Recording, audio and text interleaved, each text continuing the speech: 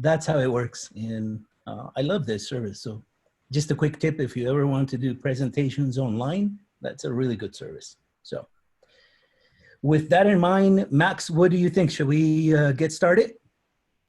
Yeah, I thought let's do it. Okay. So welcome everyone. I'm very happy that you joined. We have about 45 of you today. Let me tell you a little bit about myself. I am a developer advocate for Jenkins X, which is a very special platform that I hold close to my heart. It's Kubernetes-native CI/CD. So when you think about Jenkins, the old school one, it does interact with Kubernetes right now, but it's not really like native. And so the big difference is this platform brings you straight out ephemeral access to Kubernetes pipelines that basically they destroy themselves and they don't exist after executing, which means you save money in the end, right? Which is very different. And I'll talk about that in a little bit, but it's very different from the traditional Jenkins. So let's get it started and we'll talk about it. And I'll also give you a demonstration because I think that's appropriate, right? So I'm gonna go full screen right here. Let me see if I could do that.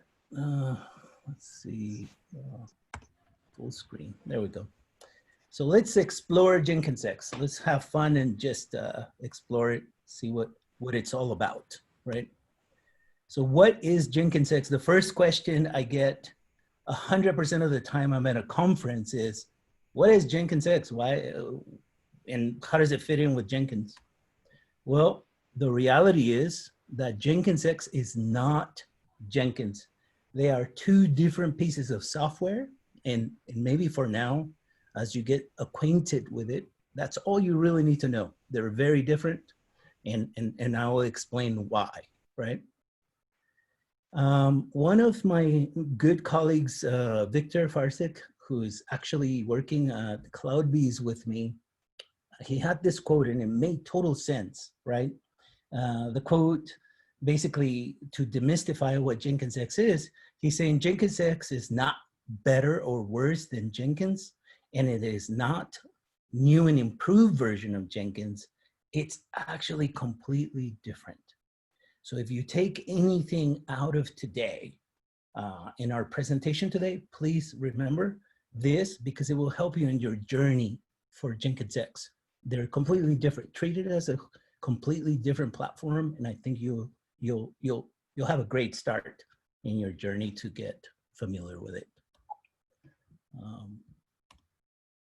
Okay, so the reasons why it's different. It's a completely new code base, right? So we didn't clone or fork the GitHub Jenkins repository. We didn't do that. This is all a complete new project. Nothing of the old or classic Jenkins, as I like to call it, is ported into the new one. This is all completely different code base. The biggest difference that I can tell you right now about Jenkins versus Jenkins X is that Kubernetes native capabilities only exist in Jenkins X. And what do I mean by that? And I'll go in more detail, but just know that when we say Kubernetes native, I really mean like there is no Jenkins instance or master or slave as they used to call them. Now they call them differently, and rightfully so, by the way, but you don't have that. They are not running 24/7 in your environment. When we say Kubernetes native, it means that the pipelines engine is based on Tekton, and I'll go over that in more detail, but Tekton is a Google project that allows you to run pipelines in a ephemeral fashion, right? The pipeline runs, and then once it succeeds, it is done. There's no resources in your Google Cloud or AWS or Azure that are running constantly. Instead, all those resources get destroyed and thereby saving you money in the end, right? So it's very efficient. And it is a completely different architecture. We're talking about what was that? A WAR file running Jenkins, right? Classic Jenkins, which is pretty cool, by the way. It's Java. I'm a big fan of. I started programming in Java, but now today, you know, fast forward to today, we still use Java, but Jenkins X does not use that architecture in languages. It uses Go. Golang, if you go to the repository, is the primary language for contributing. If you are someone that knows Golang and want to contribute to the project, we just revamped the site so it's easy for you to understand what we need help with, right? The point is that it's very different in architecture than Jenkins. So I really consider, you know, Jenkins X being sort of like the spiritual counterpart of Jenkins. The only thing that I feel both have in common are really the concept of a pipeline that runs your stages and steps, and that's it. You know, everything else is completely different. So I hope that this helps you understand now that they're completely different platforms. Now, let's, in a nutshell, you know, when I think about Jenkins X, is an opinionated Kubernetes-native CI/CD platform that is comprised of multiple open source technologies. I'm talking about Scaffold, Chart Museum, and so many other ones, right? We just put those together in a cohesive way to make it easy for you to use. So it is an open source project. There's no cost in using it. The only cost you would incur is when you actually use it in a cloud, like Google or AWS or Azure, right? But the project itself is open source. So, and as I mentioned, as of today, Jenkins X runs on AWS, and it runs as a first-class citizen on both of these clouds, Google Cloud and AWS.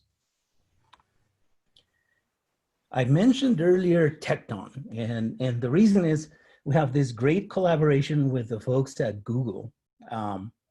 Great people, and Tecton is like at the heart of Jenkins X. Anytime you make a pipeline, and I'll show you what that looks like in a declarative YAML format, it is all based on Tecton, right? And that's what makes it special. Pipelines, essentially, you know, if you are used to classic Jenkins, I remember using it a few times, using Groovy language and a few, you know, other things. You can define your pipeline that way. With Jenkins X, it's about declarative. So we're talking about just like worrying about the indentation in YAML. But aside from that, you're really defining something in a very simple way, right? Your stages and your steps.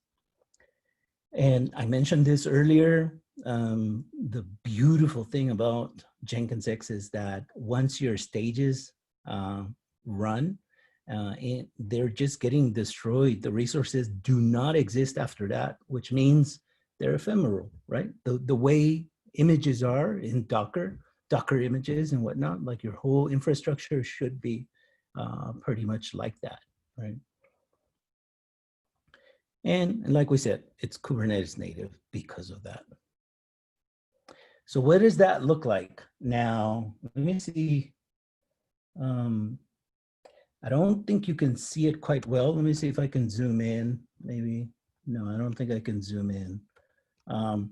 But essentially, what we are doing in the Jenkins X project is we're abstracting you from a lot of the complexity that Tecton has. So in essence, we give you 3 pipelines here. As you can see, the release, the pull request, and the feature pipeline. And those are the ones we use to create stages and tasks that will allow you to execute all the commands you want for your pipeline, right? Like I said in the beginning, I'll share this slide. I shared the link, so you will have that. And I apologize if you cannot read this because I'm not using a higher resolution screen where I can just, you know, have different version on my screen here. So let's talk about like some key features, right? The first one I'd like to talk about is called preview environments. And I'll give you a scenario. If you're a developer and you've been charged to create a feature, you did a feature branch in GitHub or whatever Git repository you use, most of the time you're going to have a project manager or a designer or whoever on the team is going to want to see what you've been doing and maybe take a look at visually what the changes are. Well, the thing about preview environments is as soon as you check in that code and create a pull request, in my case in GitHub, which is what I use, then it triggers a pipeline to create a preview environment. So you get a preview of what's to come. And that's what a preview environment is. In the Kubernetes native Kubernetes resource objects, you can see that it's a namespace is created for that preview environment specifically, as well as an ingress and a pod. And so that is being served as an environment completely isolated for your project managers or designers to see the changes that you have done as a developer, right? This is pretty cool because, once that's approved, and we'll walk through that. Actually, I'll show you, I'll demo that. But once that's approved, it goes into your staging environment. And then at that point, the whole world sees it, internally, I mean. But so it's a very great process already in place, right? You don't have to worry about this, creating it manually. The other feature that Jenkins X has is called it's chat ops. So you think about interactivity of systems between one another. Jenkins X, when you install it, you must have what we call a bot account. And the bot account is actually used to comment. And again, I'll show you this in real time, but it's used to comment in your GitHub pull request and all that to say what the status is of your commits and your issues and your pull requests and all that, right? At the moment, we are supporting GitHub and a few other Git providers. So the two key clouds is AWS and GCP, along with these providers. So just know that we're working on expanding that. Now, if you wanted to get started and you're like, I don't really feel like writing any code to try to test this platform, right? Well, you're in luck because you don't have to. We have what we call quick starts, which is essentially a template for an application, whether that's in Node.js, Ruby, Golang, Java, or anything else, or .NET even. You don't have to write code to just kick the tires in the platform, just get to know it. You can do that by creating a quick start, right? And I'll show you that quick start I created prior to our presentation today, because I want to focus on creating a new application or importing a new application, but I will show you what that looks like. So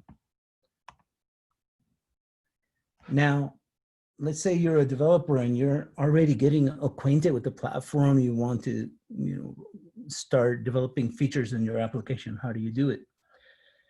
We have this feature called DevPods, which essentially takes the application code in your Git repository and maps it to a volume or folder in a pod storage, so that it basically you have a full-blown web-based IDE. You don't even have to have Visual Studio Code in your local environment. You don't have to have anything. And so that's what this is. And we made it easy for you to basically develop against your application without having to have a full thick client with a whole bunch of tool chain, right? You don't need that. So we did a lot of work to make it easy for you as a developer to quickly adopt Jenkins X without having to think about a lot of things. Now, one of those things is I talked about quick starts. In fact, quick starts, which are pre-built application templates, use the concept of build packs in the background. And the build pack is really a pipeline template. So you think about a pipeline template for a Node.js application, for a Golang application, for a Ruby application. We have all that. You don't need to worry about like creating a pipeline. When you import a project, whether it's in any of these languages, you do not need to write a pipeline from the beginning. It's already written for you because your project is automatically using a built-in pipeline or a built-in build pack, which equates to using a pipeline template in that specific language, right? Which is phenomenal. And we'll go through that as well. Now, getting into a little bit more advanced capabilities of Jenkins X. And this is actually one of my favorite features, the serverless deployments, right? What does that mean? Well, it means that we're using remember I talked about how Jenkins X has multiple open source frameworks, and we take advantage of that because the project itself is open source. So in this case, for serverless deployments, we use Knative. And that means that based on the traffic your application gets, if it's high traffic, it's going to spin up multiple pods to support, your service, your application. And then if the traffic comes down because, it's no longer needed or whatever, then we kill all of the resources and spin it down so you don't have to pay for resources running, right? That's what Knative brings to the table. And we've incorporated that capability out of the box so you don't have to worry about doing any manual work to enable it. It's just a simple YAML configuration, right? Actually, maybe I said that was my favorite, but the reality is that, and I have a workshop video on this particular capability, which is Canary deployments. By incorporating Istio, which is another open source project, in Flagger, now what we have is this wonderful capability of what we call, and we're used to calling, Canary deployments. So what is that? It just means that if you deploy a feature in your application and that feature adds, X, Y, and Z capabilities, you can target a percentage of the audience that's looking at or interacting with your application. You can say only that percentage of audience should see this new feature, right? Facebook does this, by the way, right? So we incorporate this capability of canary deployments or blue-green deployments, whatever you want to call it, into Jenkins X, and it's already there for you, right? So all you do is actually configure some YAML and install Istio, of course, in your Kubernetes cluster, but that's a given, right? And I do have a workshop. I'll actually put the link up after this, so you have it, and you can run through the workshop on your own to be able to test out the canary deployments, right? Now, you should know that Jenkins X is really abstracting you from a lot of complexity when it comes to practicing DevOps and also dealing with, DevOps related practices, right? One of those practices is GitOps. And GitOps actually helps us to essentially have the truth of the configuration, the source of the truth is all in source control. And that's the premise of GitOps, right? It's like, if you are truly practicing GitOps, it means that anytime if for a disaster recovery or an emergency, you can quickly recover because all your configuration is in code, it's in repositories. If you haven't actually practiced that, I highly recommend it. Jenkins X itself is actually managed by GitOps, which means, and I'll show you what that means because we have a GitHub repository called dev, and that's sort of at the heart of Jenkins X. Any changes to the infrastructure of Jenkins X, whether it's an ingress or some application that is deployed to environment staging or production, the dev environment is the one that gets those pull requests that determine if it's approved of that change in the infrastructure. So it's very cool, right? So that is it. Before, well, actually, you know what? Let's open it up for questions, and then what I'll do is do the demonstration, because that's going to open up a whole bunch of other questions. But I want to make sure for now we can at least chat about anything you may have a question on. So let's open it up. I have a question, Oscar. Yeah. This is Francisco. For the people that is newbie on all these technologies, what would be the difference or the main difference between Jenkins X and Spinnaker, for example? Because Okay, that's a good question. However, I have to just correct you on one small thing. Jenkins X is not a cloud-based product now. It's actually an open source product or project. So you can contribute, you can help in the direction of it and all that, right? So I just wanted to make sure it's not like a proprietary product that Cloudbeast has. It's actually open source like any other open source project, right? But to address your question about what the difference is between Jenkins X and Spinnaker, I believe both address, and I've only used Spinnaker a couple of times, by the way, and I know it's changed dramatically. So I have to say that from the time I used it a couple of years ago and now, they both do similar things, right? They both help you manage CI/CD. I don't know, for instance, if Spinnaker is built on top of practicing GitOps so that you can have that sort of configuration management change. I don't know about that, but they're similar, and they're very similar. And in fact, I have a good friend, Marky Jackson, who recently gave a great presentation on Spinnaker, and I'll try to find it and give you the link. But the big difference is, in my opinion, is that Jenkins X is focused on, you know, straight Kubernetes stuff. And when I use Spinnaker, it actually is the same thing. You deploy, you know, Docker images into your environment. So it's very similar, but the big difference that I could see, like I told you, is whether they probably not use the GitOps concept or principle. That's it. Yeah, I haven't used any of both, but if I have to choose between those options, yeah, what would you choose?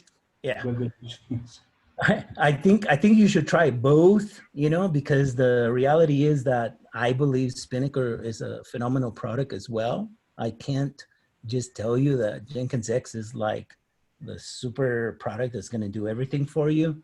But I can tell you, like, given my experience with both, I know that I really like the GitOps approach to managing my environment, which means like any change in my environment has to go through some sort of source code approval before you deploy an ingress or you deploy an application to production or you do anything. So to me, that's very important. And I just don't, it's been too long for me to tell you an educated answer if Spinnaker does that. So, but I know it's a great product too. So, yeah. That answers my question. Thank you. Yep. Anyone else has any questions about what we just went through, or are you?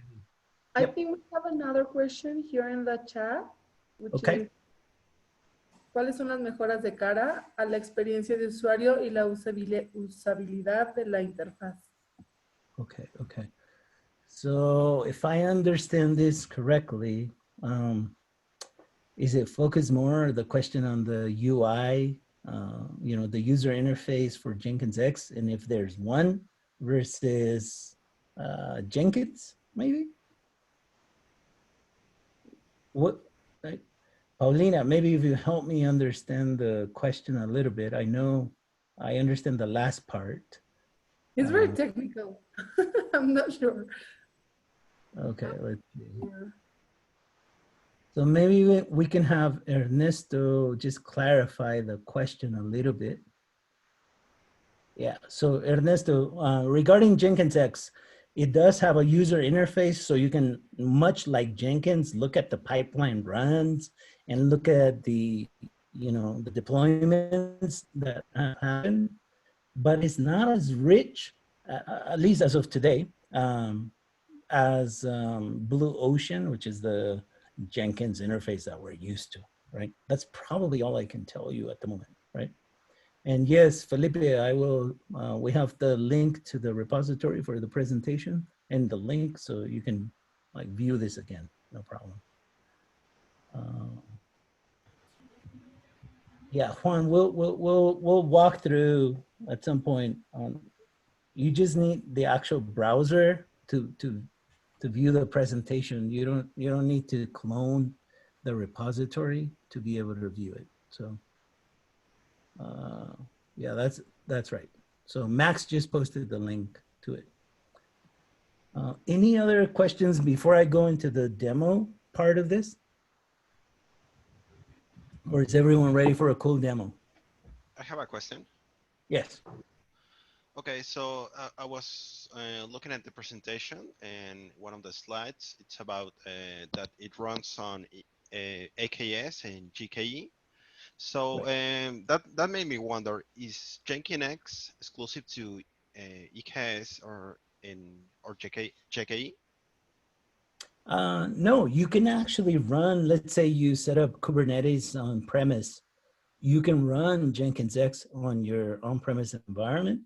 It is not specific to a cloud. So we do support, you know, if you set up Kubernetes on your own, you can deploy Jenkins X to that instance of your cluster. That's great. Yeah. Thank you. Yep. Anyone else before we go into a good demo? We just had one. Is Jenkins X based on Tecton? Jenkins X is using Tecton as the pipeline execution engine. So it's at the heart of the whole pipeline execution. So yes, I would say it's not based on Tecton, is using Tecton to execute the pipelines that you create. So hopefully that helps. I just have one question. This is Suhas here. So, sorry for that. So I have used Jenkins open source before, and then enterprise edition, which is CloudBees. I haven't got chance to work on Jenkins X, but looks like I have questions around how do we manage agents and things like that, right? So when it comes to CloudBees, we had RBAC and things like that, where we manage, it's basically master and slave, right? So we have agents, different kind of agents, like if you want Windows, Linux, and what goes inside the agent, what is baked inside that, and all those things. How do we manage that when it comes to Jenkins X?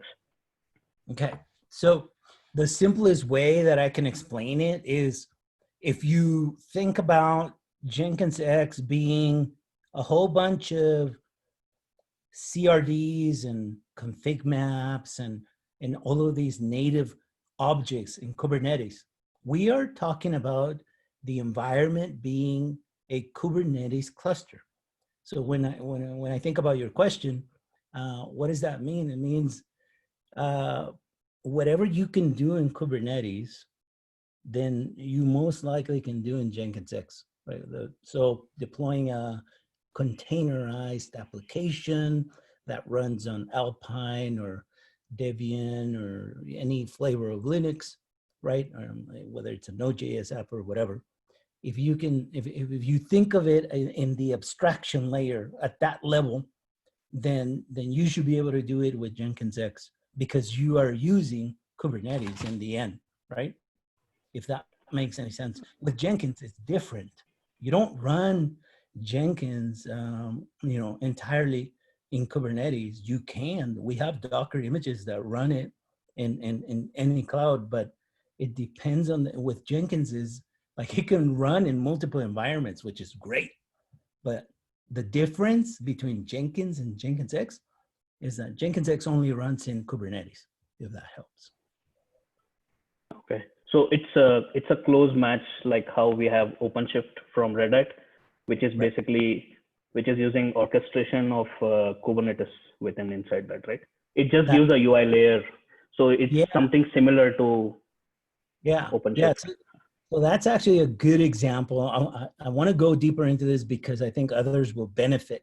You mentioned, you know, let's say we have OpenShift or we have GCP or whatever other cloud. The reality is the context where Jenkins and Jenkins X are running. Let's say the architecture for your Jenkins, you're running multiple, a master and some slaves, as they used to call them. And they're running 24/7, right? And that means the service is up and running all the time. And these are Java-based applications. That's at the core of this whole architecture is you're running several Java applications that must be up 99.9% of time. With Jenkins X is very different. We are talking about running some pods, right? Very different. And running some services and running some ingress items that tie all of these things together so that you can have the various Jenkins X components running, you know, and those pods run consistently, but it's very few. Your application pipeline and all that, unlike Jenkins, doesn't run, you know, after execution, it gets destroyed. And the biggest difference is that in my mind, that in Jenkins, when you run a pipeline, the resources and the whether it's a slave or you know, a worker, Jenkins instance, that instance most likely still runs to accept other jobs that you create, right? And with Jenkins X, that's not the case. It just like the pod gets destroyed and it moves on. Your pipeline is deployed. It did what it had to do. It ran the job, and then it just got destroyed. So you no longer see it as a resource in your cloud, right? Okay, why don't we go into a demonstration? I think that, you know, this saying of, you know, a visual representation is much better than just talking about it. So let's do that. I'm going to share my entire screen now. So let me make sure I can do that. Okay, so we're going to show you, the first thing I want to do is I created a quick start. We remember what a quick start is. It's just like, I didn't write any code. It's already there. And so in Jenkins X, if I want to see what applications are deployed, you will notice that I created a cluster. I did this before our meetup, right? There it is. So if I do, you know, in the typical kubectl command, if I do this command, and this is not related to Jenkins X, this is Kubernetes like CLI, right? If I just do that, you can tell that I deployed a service, and that service has a cluster IP. And if I do JX, which is the CLI for Jenkins X, and I say get applications, now it's going to tell me, oh yeah, you have this application called Carros, and it's the version 001, and there's only one pod of one. You didn't like specify 5 pods, and here's the URL. So if I click on that, here is the URL. So you can see it's in the staging environment, right? And you can see that I created this as a little quick start for myself, just to show you something. So it's running. Now, we can make a change to this application and put it in production, because right now, this application is not in production. So how about we try to make a change, huh? So if you look at this application is in source control already, of course. And I can show you that if I go to there's a GitHub organization that I use for my demos, and you should have a GitHub organization, of course. In this GitHub organization, you will have the environment repo. We talked about that. Remember the whole GitHub thing, like any changes to your Jenkins X environment are recorded into this repository. Any applications in the staging environment would be recorded here. And that's also via pull request and all that great stuff that you as a developer, do any day, right? That's part of your like workflow. And so I want to show you what that means, right? We deployed this application called Carros. And so here it is. You see it? So I can zoom in and it tells you the URL. This is because when I deployed this application for the first time in Jenkins, Jenkins knows that this is an application that is deployed in staging, right? So we're gonna make a change, and I'm gonna show you how to make a change to your application so you can see the whole workflow. Notice the version, okay?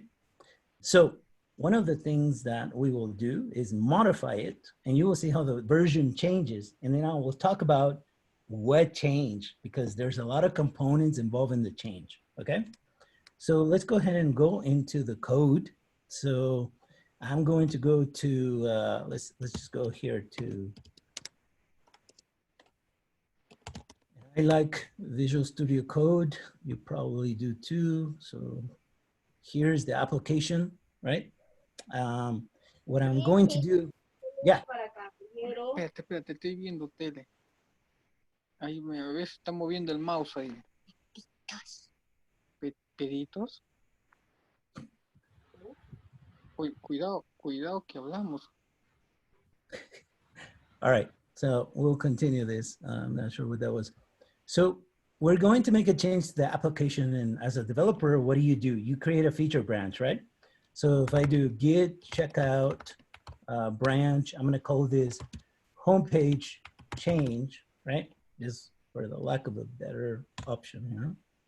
Now I'm in this branch. As a developer, the project manager said, hey, you got to change the title that shows up. I don't like this hello from Jenkins, blah, blah, blah. So I'm going to say, hola. Okay. Now we have this change, and we want to deploy it. So what do? So we are going to first do what we do best, which is checking our code, right? And so now we say, if you look at the status of my request, yeah, I made a change. So now it's gonna commit it. And I'm gonna say homepage title change. And now I'm gonna push my change to the repository, which is what we wanna do. And this is where it gets interesting, okay? So now if I go to browse the GitHub repository, I should have a PR. You see how I have a pull request? As soon as I create the pull request, it's going to trigger a pipeline, and we're gonna monitor that, okay? And that pipeline is gonna create a preview environment like what I showed you. So we will go ahead and say, yeah, let's do that, all right? So there's the bot. Remember we talked about a bot account? Here's what it's doing automatically. Look at this. It's saying, oh, okay, great. You made a pull request, but we're not gonna approve that automatically because we have to run tests, and we have to run the pipeline, and we have to do all that. So right now, the pipeline is running. And if I want to show you in the code, we can do, let's do it down here. So I can do JX get build logs, okay? And my pipeline is that first PR. So that's the one I want. Now you're gonna see the logs in real time of the application being built, right? So you can see right here, is a Node.js application. It's exposed on port 8080. It's building the Docker image, and it's going to put it in this registry with this full qualified name, right? And it's going to push that into the registry in Google, because I'm using Google Cloud right now. So you will see that shortly. And we will take a look at ultimately what we're trying to do is look at the big change, right? Remember the change that I made was just a title change on the page, like instead of English, it's now in Spanish. So we're gonna see that change in the preview environment and see, does it look good? If it looks good, we want to approve that, and we want to push that change into our next environment, which is our staging, right? So let's give it a couple of minutes. It should be running shortly. Now, there is a whole bunch of stuff that goes on. If you look at the logs here, we're recreating the ingress, right? And we're creating a snapshot of the application.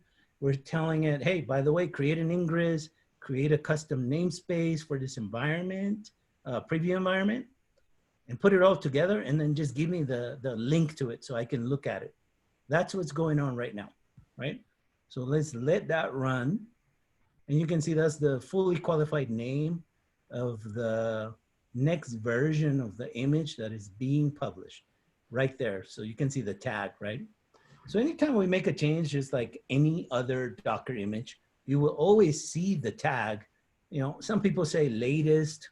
I recommend to actually have more of a proper tagging mechanism like this, right? Because the latest one to me means it's the one people should use, right? Or V1, V2, whatever, however you tag your images. But this is what we do. We tag it very specifically so that you don't have to figure out if that's the latest production image that you should use, right?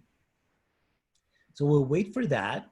And in the meantime, what I can do is if I wanted to monitor the pods, I'm gonna watch them so we can find out once this process finishes and we deploy to staging, this pod that's been available for like 8 hours should change, and we should destroy it and bring up the new version of the change I just made, right? So let's find out what's happening here. It looks like the application is now available in our preview environment. Check this out. I could just click on this and it takes me to the image, right? Now, is it actually what we did? Let's take a look. What did we change? If we look at the code, right? It looks like there's a message here right by the logo in the body. So let's see. But we don't have the logo here, so I might have not changed the right thing. Yeah, I might have not changed the right thing. Oh, that's weird. It's the H2 image. All right, well, in any case, we made the change. So I'm just assuming, so you can tell like how the preview environment URL is different. This is not our staging environment. This is more like the place where people see the changes, right? So I'm going to just push this change into our staging just to show you how that works. So the next thing is if we go into the application, the PR, right? Another thing I like to show you, remember we talked about chat ops and how that works?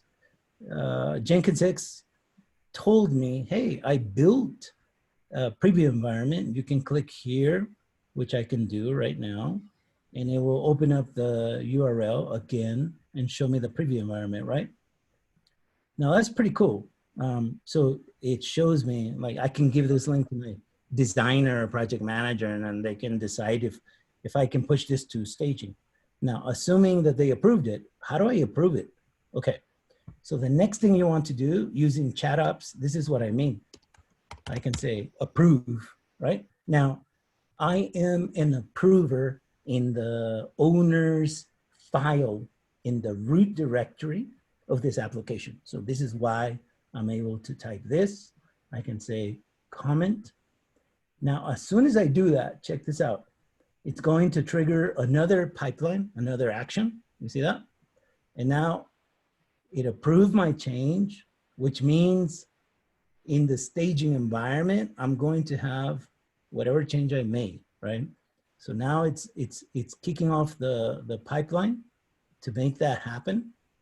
And we can monitor it by doing the same thing where we do, actually, the command I want is the build logs. And that's the pipeline I want to monitor, right? So I want to see what's happening with this pipeline. And now on the top right corner, because we're deploying to staging, I should see a change here. You see that the stuff that's here is from my previous first deployment. And if everything goes right, we're going to see a change in the top right corner where there's more activity, right? So let's find out what's happening. There should be another, yeah, there's the pipeline. So right now, instead of 0.0.1 version, Jenkins X is deploying 0.0.2, which is the one that includes my change, right? And that's what we want. So it's doing its thing. We're looking at the logs. By the way, if you use Jenkins X and you want to maintain the logs and all that, you have to configure log storage, just like any other Kubernetes application infrastructure stuff, right? So just know that. So here it is, building the next version of the application. It's doing great. We should see, as soon as this is done, we should see on the top right corner, the environment and staging being rebuilt, or at least for this application, because it's going to destroy the old version and create the new one, right? So now, remember I told you that Jenkins X is comprised of multiple open source frameworks and technologies. Chart Museum is one of them. Now, every time you either create an application or import an application or use a quick start, everything deployed into Jenkins X or Kubernetes is really a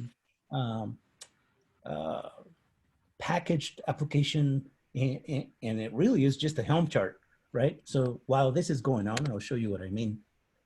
If we go to the application GitHub repository, you will see that we have two Helm charts here. There's the preview Helm chart, and here's the actual Helm chart that is being deployed to staging right now. Now, if you know Helm, I can guarantee you that you can come in here and customize everything to do with this specific application, right? Which is what you want. You don't want to learn new technologies to be able to use Jenkins X. You want to use the technologies you're used to and say, oh, I know Helm. I know I can customize the service port. I can do this, this, and that easily without having to worry about learning new technologies. This is why we built Jenkins X, so you can leverage the knowledge that you already have without having to learn any proprietary stuff. This is not proprietary. We just put everything together, including, you know, automating the build of Helm charts so that you don't have to know the details of that. But if you do want to know, you go into a file like the values file and then make changes to that values file, which is the common way of overriding values and settings of your standard Helm chart applications, right? So let's take a look back here. It looks like the application is being deployed to our staging environment and using the GitOps principle. Remember what that was? It's like the source of the truth is in source control, meaning if I click on this, there should be a pull request and look, it is merged. Jenkins X already merged that, and it said, by the way, Oscar, 002 version of your application chart is deployed in the staging, right? So this is what it looks like, the chat ops. Now, what does it look like if I go and look at the application? Let's clear this and say JX get applications. Would it be the 001 or would it be the 002 in staging? Let's find out. Oh, look, it's 002. So if I click on the link for my staging environment, I should see that, right? So this is my 002 environment. Any changes that I did would reflect here, right? So that's the life cycle of like moving an application from, and actually before I talk about that, notice how we had this pod for the previous version running. Now, I was monitoring that, and when Jenkins X deployed the version 002, it destroyed the pod, and it said, no, I'm creating a new one because the Docker image changed and is now 002, and I'm going to rebuild the pod and attach it and to the ingress and all that stuff. So now if I do, you know, a simple get pods, you will see that 90 seconds ago, this pod was created because we just deployed this change, right?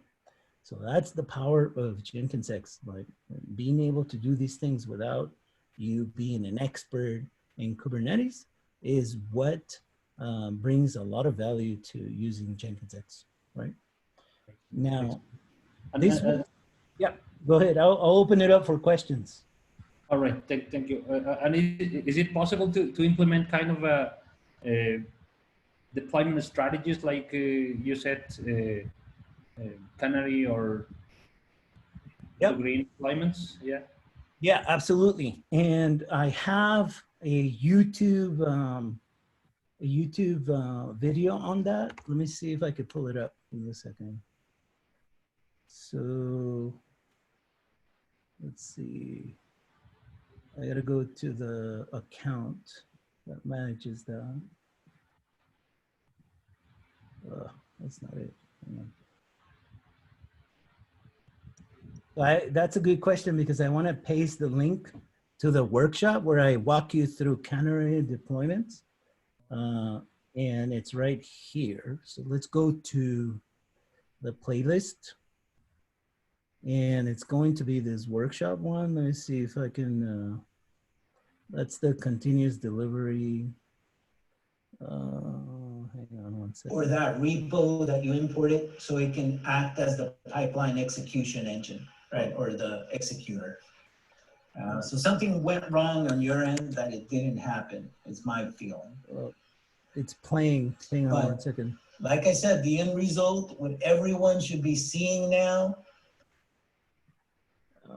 All right, so I believe I might have placed it in here. Hang on. That's to get. So, or you know what? What I'll do is I'll just paste the link to the channel because I know that blue-green deployment, I have it in the workshops here. I just can't find it right now. So how about I paste that in the chat here? Give me a second. Yeah, please. Thanks. But yes, to answer your question, you can do canary deployments easily via Jenkins X. And I have the workshop in this channel that shows you how to do it from start to finish. So I won't go through that right now. Just know that you can do it for sure, right?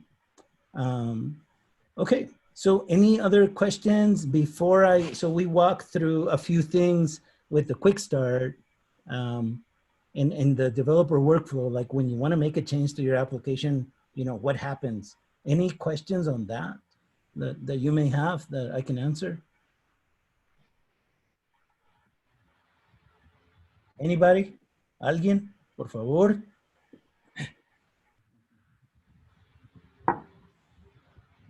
Okay, bueno.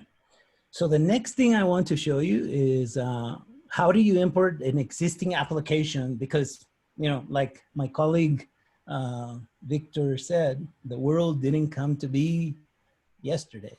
It's been around. That means you created your application a year ago, 2 years ago. How do you import it, right? Let's walk through that. So I have here, let's go ahead and minimize this. Okay, so I'm gonna clear some screens here because we're gonna see some new activities. And just know that this application is our quick start, right? We're gonna create a new application, we're gonna import it. So this scenario is like, hey, we have an application, how do I import it into Jenkins X, right? So the first thing I want to show you is, let me clear this out. I want to be able to, in my GitHub organization, right? I have this application called Ski App. Now I want to import that into Jenkins X. And I want to show you how to do that. So it's a Node.js simple application, but I think it's worth walking through it. So for now, if I go back to, I like to keep all my GitHub repositories in one local folder. You can see that they're there. Let me make sure it's not there. So I can see it's there. So I'm going to remove it. rf ski app, right? And it should not be there anymore. I want to clone it and basically import it, or actually not even clone it. What I'm gonna do is go into the application repo here, and you see the master branch. I'm basically going to, I wanna have actually a clean version of it. I use this for demo, so just so you know, like the branches you see here, the original branch is the one that is like clean. There's no Jenkins X involved or anything like that. So that's the one I want, right? And so that's what I'm going to clone. Let's make sure I do that. Yeah. I think what I'll probably end up doing is just wiping out, because I didn't clean up after myself actually. So the master branch, I should have gotten rid of this charts. So let's do that now, okay? I just because I have you here with me, I'll just walk you through it. It's just, this portion is not part of the demo, it's more of me just cleaning up after myself. So if you wanna watch, that's fine. But basically I'm resetting the application so that we pretend that this was never in Jenkins X, So ski up. What I want to do is I have some notes for myself in the README, how I should reset it basically. So you can see here, if I just post all of this and actually go into the terminal, I can do that. And it just cleans out like it never existed, right? So there it is. So let's just make sure it's there on the master. I'll just push. It looks like it's up to date. So I'm gonna go ahead and delete my local version of it and close this out. So if we go back to the browser, the master branch should now have that charts and any leftover like Jenkins X stuff, which that's the truth. So here we have an application that I've been working on for years, whatever, and it's a nice application. It has nothing to do with Jenkins X. The scenario I want to talk to you about now in demo is how do I import it and what happens after, okay? So the first thing we want to do is I want to clone this or not clone it. I want to execute a command. And again, because I prefer to have all my apps in this folder or level locally, I'm going to just execute the command here. So it's like JX import, and it's a simple URL. The URL is actually the GitHub repository URL. So I'm gonna hit OK.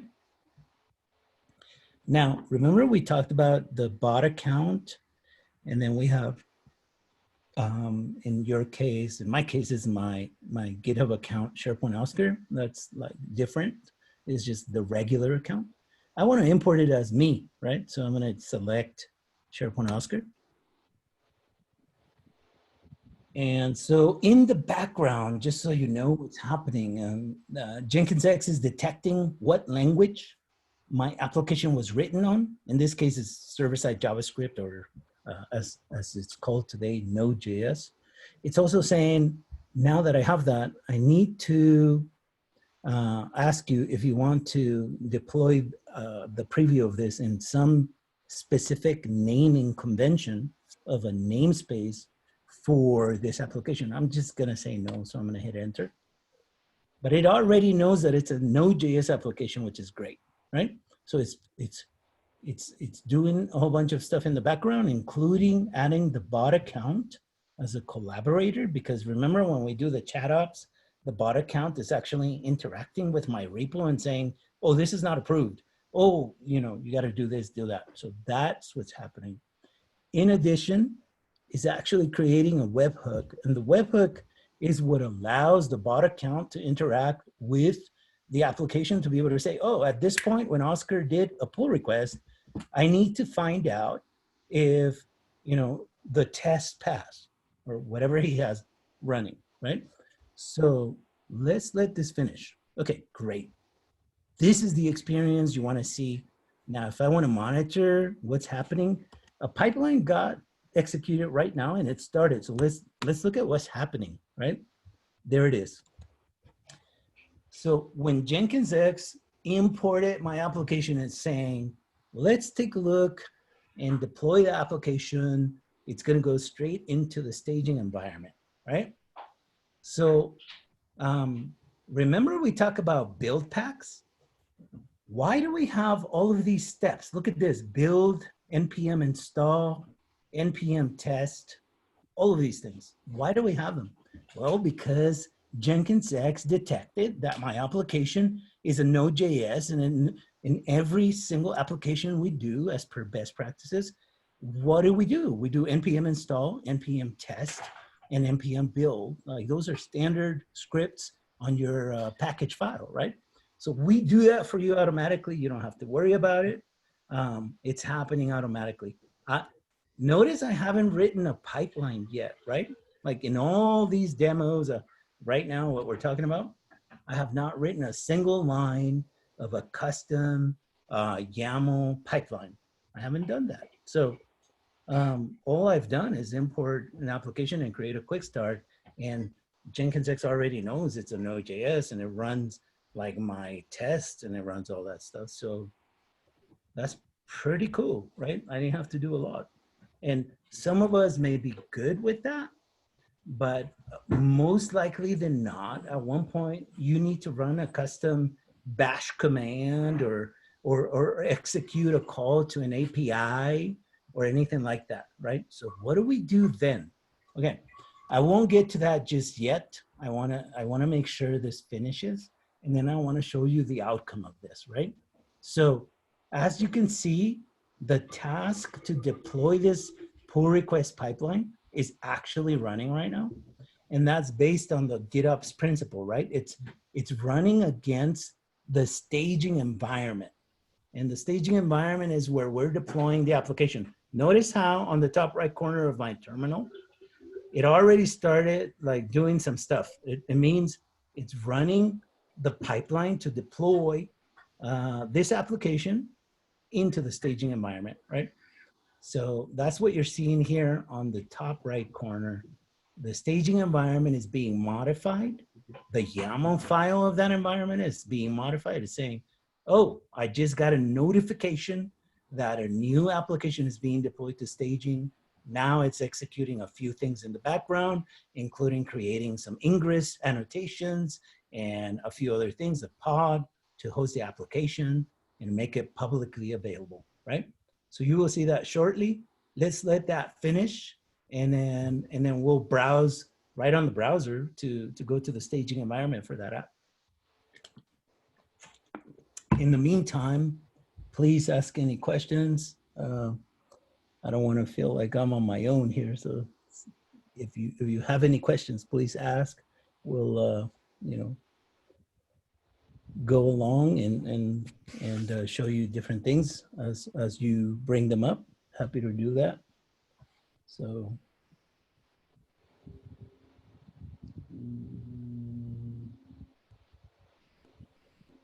Hi, Oscar. I have a question. Maybe I'm really not sure how to ask this, because when you speak about ephemeral environments, you know, Jenkins X is created to execute the pipeline and destroy itself after that in order to not consume resources. That sounds to me like serverless. You know, serverless. You don't have an infrastructure real after the execution. It's any plans on what's the difference between Jenkins X running in Kubernetes and GKE and another serverless platform? Why not running on serverless platform? So that's a good question, right? So that's more of an architecture thing that you bring up, like Jenkins X as a whole, like I mentioned, is comprised of CRDs, config maps, volumes, secrets, everything put together. It's Jenkins X on top of Kubernetes. Now, when you, I guess, if I understand correctly, I think what you're asking is more like, what's the difference between the ephemeral nature of running your applications and pipelines in Jenkins X versus in the other cloud serverless models like functions and all that stuff.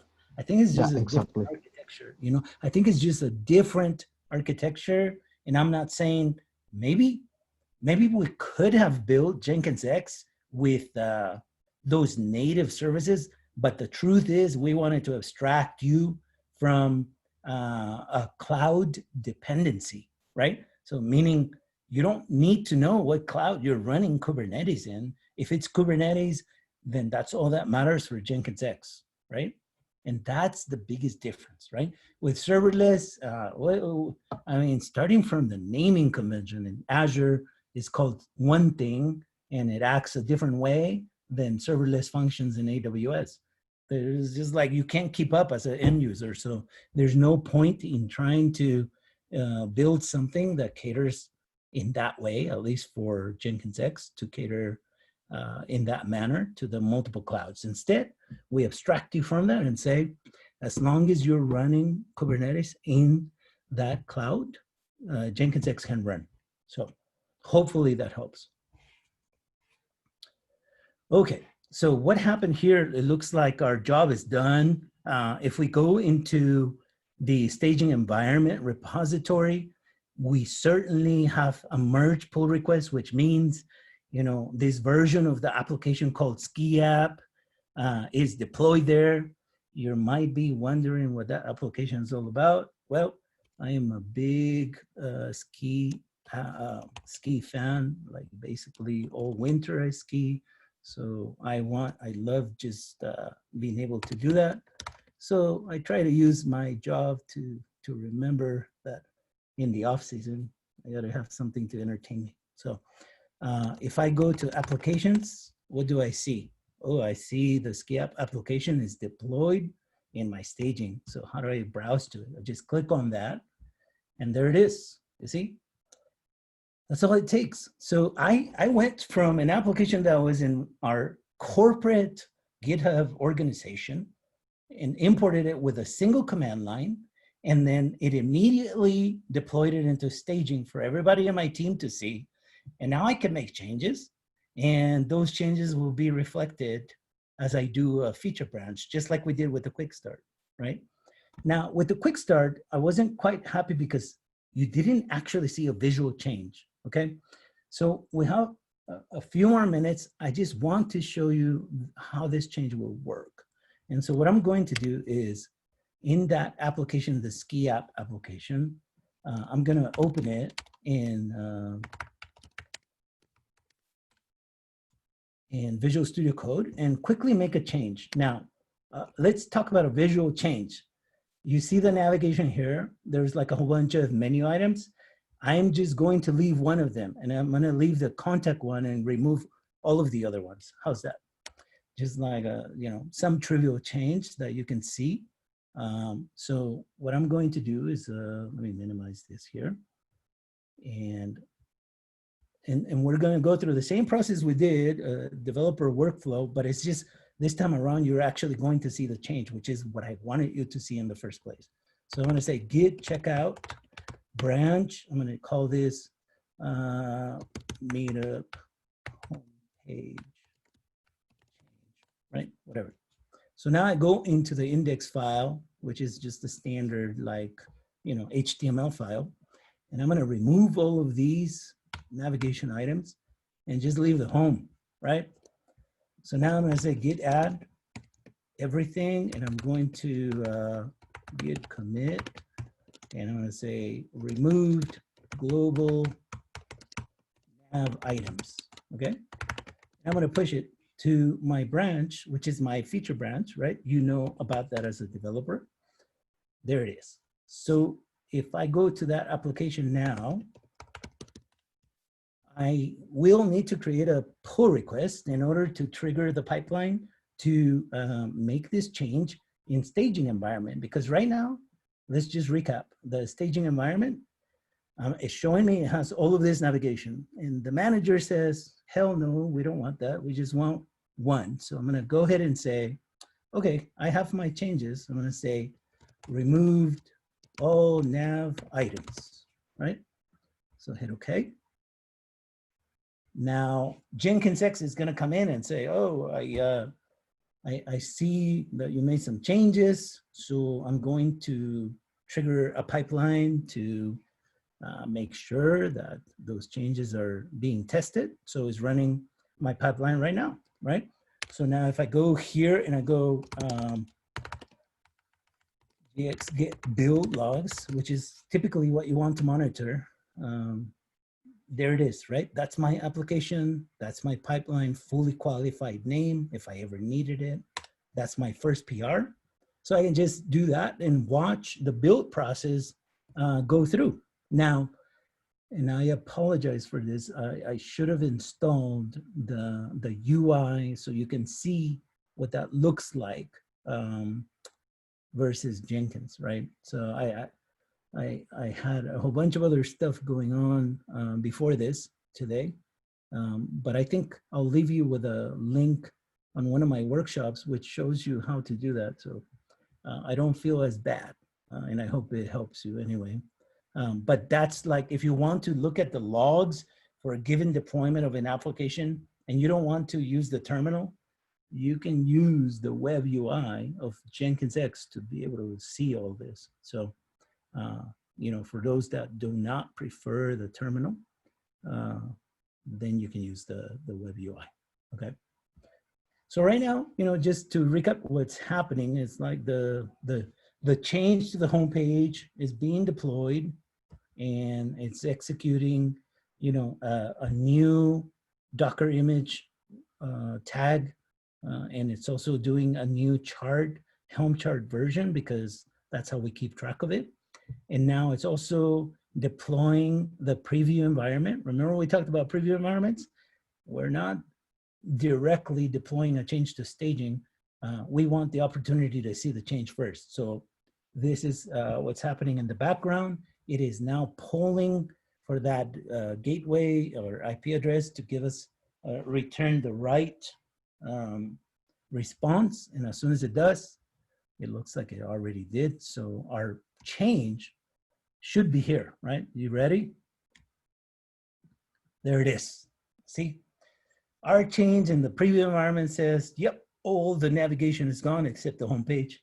If we go to staging, right, which was this, and I'll refresh it, our staging environment still has all the navigation, right? So if we compare both of those, you can see you're giving management, designers, whoever, the opportunity to see the changes. Here it is. You can give them this link, and they have it. Now, let's say they approved it. Now let's go ahead and deploy it, right? So what I'm going to do is, now that the application is actually, it looks good, I'm going to approve the PR. That's all it really is. So using ChatOps, I can say approve this change, and that will trigger the pipeline to go into, from the preview environment into the staging environment. Now, this process is the same, right? You do the same thing to go from staging into production. by the way. So now it's kicking in. If we wanted to look at the progress, we can always watch the pipeline so you can see there. It should come up shortly, but that's pretty much it. Like it will actually execute the same thing we just did. Like there it is.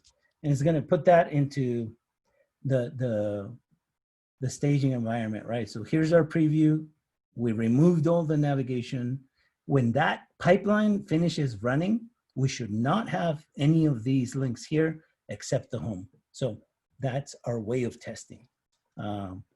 While that is happening, we'll let this run, but I wanna make sure I answer your questions. Please ask any questions if you have any. I'm happy to answer that right now while we're waiting for this. If you don't have any questions, I'm gonna have Max make some up. Is there any Slack channel where we can join and post some questions? We will start.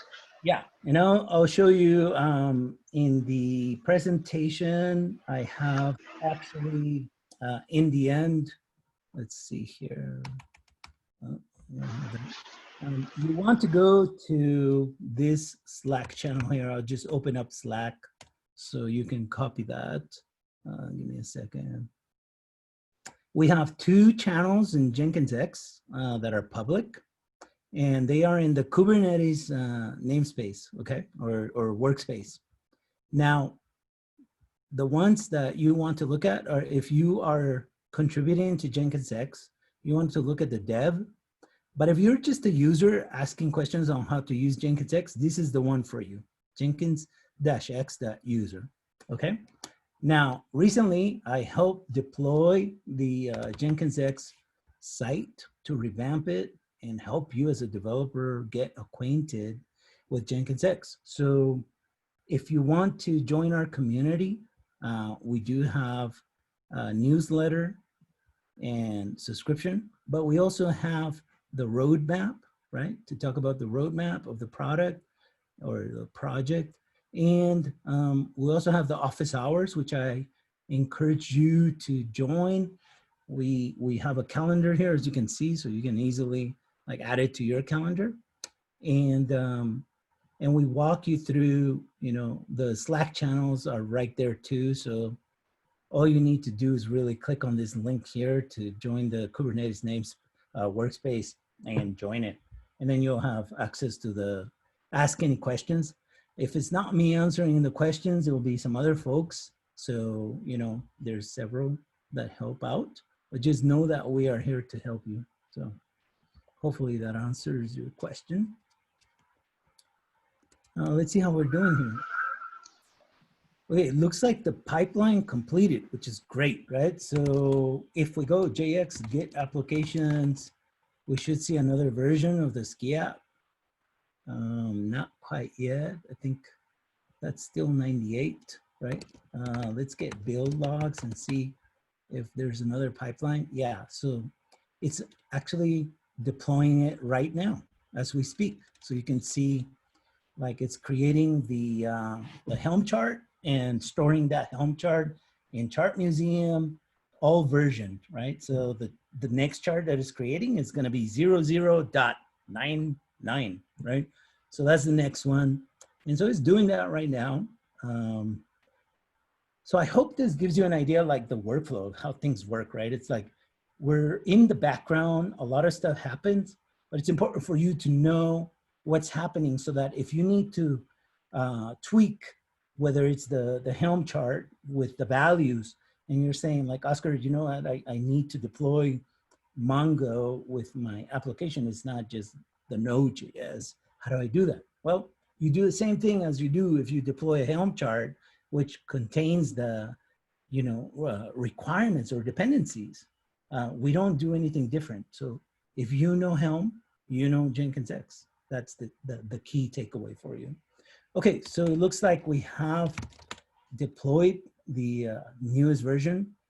Now let's take a look. There it is, 999. So quick trivia question for all of you, if you're still with me. We're pretty much at the end of this, but if I open this link in version 999, what should I not see? Can someone answer that? What should I not see? Anyone? I'm showing it already too, so. Yeah, the menu, you see how it's gone? It's gone. That was our major change. Our manager said, don't show the other menu options. I just want you to show the homepage. So there it is. That is the full workflow. And I hope all of you enjoyed this presentation. We will record it and have it available to you so you can walk through it, but just know that there are other videos in our Jenkins X channel that actually are hands-on in the workshops. 2 of the ones that I have done, which walk you through blue-green deployments or canary deployments, and also a setup. So hopefully you enjoyed it. I know I did. And I want to thank you for your time. And I'll open it up for questions one last time, just in case you have any other questions, ask away, whatever.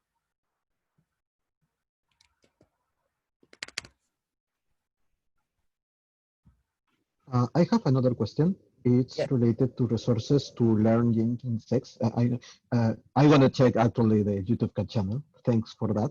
There is any other source when we can look for tutorials, workshops, examples, templates to pipelines, for example. There is any place where we can search? So if it's not on the Jenkins X channel, you want to, well, if it's not on the YouTube channel, usually you can ask on the Slack channel. But a lot of the Jenkins X IO site has like a list of resources that you can look at. So if you go back to this Jenkins X site, I'll just go to it right now. You can go to the blog, right? And the blog has a whole bunch of news items that you can look at to figure things out. But also in the community, the newsletter always gives you like up-to-date information about things. So I recommend you actually subscribe to that. The roadmap is here. And all of the actual documentation, you can like figure out how to install it. You know, miscellaneous resources like different tutorials are here, right? I created some of those that you can watch and just follow and whatnot. We're working on updating it, so you might find some outdated stuff, but just know that we this is pretty much where you want to be. So cool. Thank you. Yep. Anyone else that has a question, English or Spanish? Hi, Oscar. Here's Alana. I have a quick question. On your demo, I saw you use GitHub. Does it have integration, for example, with Code Commit in AWS, or it's only with GitHub? That's a good question. So right now, if I can be honest with you, we are supporting GitHub, GitHub Enterprise, GitLab, and a few others, but not Code Commit. So that's very specific to that cloud, you know? So if you go to the roadmap, you can keep up, however, to make sure that, you know, also if it's something that you are interested in supporting, you can do 2 things. One is like file initial in the main repo so that we can queue it up and hopefully support it. But also, if you're interested in learning and contributing, we have a very good community where nobody is judged, right? So we don't all know everything. So we help each other. That's why I encourage you to join the Slack channels, because that's where a lot of the collaboration happens. So. Thank you. Yep. Okay, well, it looks like we don't have any other questions. I just want to thank everybody for joining me today, and Max and Paulina. And I hope to do this again with some more advanced use cases. Maybe, you know, maybe we'll just brainstorm. Maybe the next one we do is actually a lab where we do, all of us are hands-on. We're on this Zoom and we do canary deployments from start to finish. We all do it together. If you are up for that, then maybe that's the next one. you know, so that you can participate. What do you think? Yes, Oscar, definitely. It's a good time for us to start playing around with the technology, and next time we can have a most Awesome. advanced Yep. way. Yeah. We'll definitely like go gradual, right? I wanted to give you an introduction today. You know, the next time is going to be a little more advanced, and you know, we'll still manage, but just know that the key to you learning about Jenkins X is knowing that it runs in Kubernetes. So if you practice, you know, any kubectl commands in Jenkins X, or you know about what a CRD is and a secret or anything, then you can modify things in Jenkins X easily. So that's our intention. That was the goal from the beginning when we designed this. So hopefully that helps you. And thanks again, everyone, for attending. I hope you had fun. And if you have any feedback, send an email. I'm happy to respond. And I wish you all the best. Thank you. Thank you very much, Oscar. Thanks, everyone. All right. Thank you very Have a much. great evening. And Thank you, we'll be in Oscar. touch. Okay. You too. Take care. Same to you. Bye-bye. Gracias, Oscar. Thank you. Muchas Bye. gracias. Hasta luego. Hasta luego, Oscar. Hasta luego. Gracias a todos. Hasta luego. Gracias.